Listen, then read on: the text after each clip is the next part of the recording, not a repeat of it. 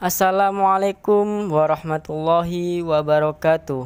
Saya Imam Setiawan dan sahabat saya Siti Nurul Aini dan Rofiqo Fitri Kamala. Kami dari Institut Agama Islam Al-Falah As-Sunniyah Kencong, Kabupaten Jember. Dalam mata kuliah Bimbingan Konseling Etika, materi etika profesi bimbingan konseling. Yang pertama, pengertian etika dan profesi.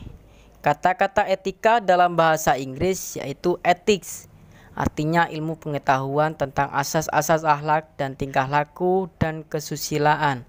Dalam bahasa Indonesia, etik dan etika diartikan berbeda kata. Etik mempunyai dua arti, yaitu kumpulan asas atau nilai yang berkenaan dengan akhlak. Yang kedua, nilai yang mengenai benar atau salah yang dianut suatu golongan masyarakat. Sementara itu, etika yaitu ilmu yang mempelajari buruknya tentang hak dan kewajiban moral.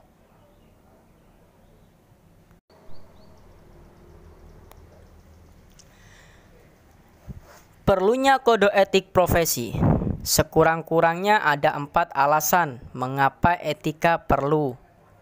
Yang pertama, tidak ada kesatuan tatanan normatif sehingga kita berhadapan dengan moral yang sering saling bertentangan. Etika diperlukan untuk membantu kita agar tidak kehilangan orientasi dalam situasi transformasi ekonomi, sosial, intelektual, dan budaya tradisional. Etika dapat membuat kita sanggup untuk menghadapi ideologi baru secara kritis dan objektif. Etika diperlukan oleh kaum agama untuk menyelaraskan kepercayaan yang dianut dengan keinginan turut berpartisipasi dalam dimensi kehidupan masyarakat. Ruang lingkup kode etik profesi bimbingan dan konseling. Yang pertama, dasar kode etik profesi bimbingan konseling. Yang kedua, kualifikasi dan ketagihan profesional konselor. Yang ketiga, hubungan kelembagaan. Yang keempat, praktik mandiri dan laporan kepada pihak lain. Yang kelima, ketaatan kepada profesi.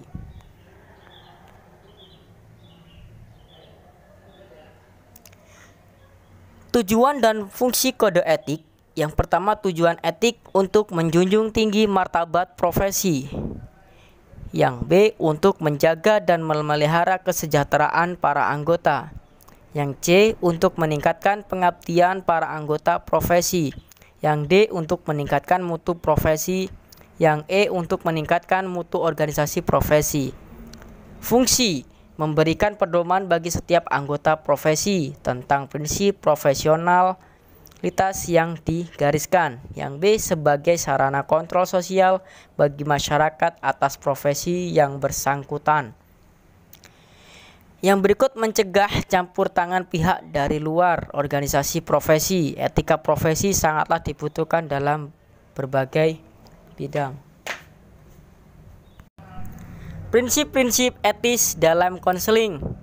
Prinsip-prinsip etis yang didasarkan kepada nilai-nilai sosial dalam profesi konseling antara lain: tanggung jawab konselor memiliki tanggung jawab untuk melakukan performa dan standar layanan profesi yang terbaik. Kompetensi konselor perlu memelihara standar kompetensi profesi yang terbaik. Standar moral dan legal. Publik akan sangat peka terhadap kualitas layanan yang diberikan kepada konselor. Asas kerahasiaan melindungi informasi konseli dari pihak yang tidak semestinya. Yang terakhir, kesejahteraan konseli. Konselor menghormati dan melindungi kesejahteraan konseli. Konseli juga harus memiliki kebebasan memilih untuk memperoleh kesejahteraannya. Batas-batas kewenangan. Batas-batas hubungan konselor dan konseling penting diperhatikan selain karena hubungan pribadi yang terlalu dekat dan dapat merusak penilaian profesional konselor. Ini artinya menghindari hubungan konseling-konselor juga harus berupaya menghindari eksploitasi konseli untuk memperolehan finansial, status sosial, dan riset atau motif lain di luar konseli. Bentuk pelanggaran kode etik. Bentuk pelanggaran terhadap konseli misalnya menyebarkan, membuka rahasia konseli kepada orang yang tidak terkait dengan kepentingan konseli. Yang kedua, melakukan perbuatan amoral seperti pelecehan seksual, mengonsumsi barang haram, atau minuman keras. Yang ketiga, melakukan tindak kekerasan fisik dan psikologis terhadap konseli. Yang keempat, kesalahan dalam melakukan praktek profesional, prosedur, teknik, evaluasi, dan tindak lanjut. Sekian, terima kasih. Wassalamualaikum warahmatullahi wabarakatuh.